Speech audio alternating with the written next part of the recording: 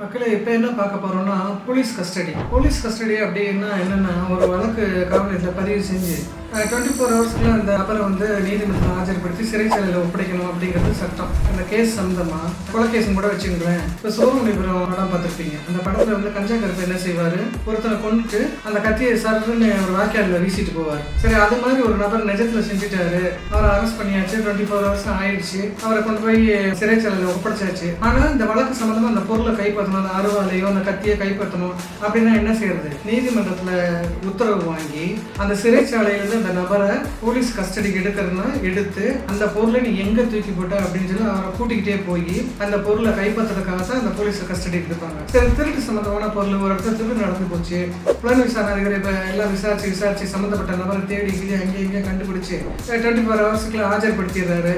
ஆனால் அந்த வழக்கு சம்மந்தப்பட்ட பொருளை நம்ம கைப்பற்றணும் இல்லையா?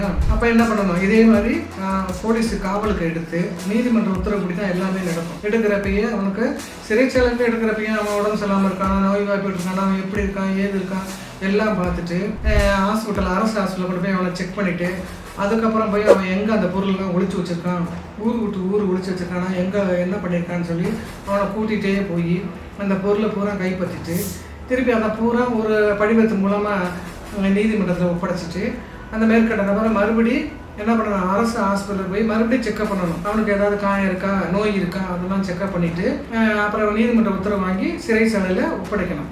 அப்போ என்னென்னா ஒரு வழக்கில் சம்மந்தப்பட்ட பொருள்களை கைப்பற்றணும், இல்லைன்னு இந்த வழக்கு விசாரணைக்கு இந்த பொருள் தேவைப்படுது அப்படின்னா அந்த மேற்கண்ட நபரை வந்து கஸ்டடிக்கு போலீஸ் காவலுக்கு எடுக்கிறது தான் போலீஸ் கஸ்டடி.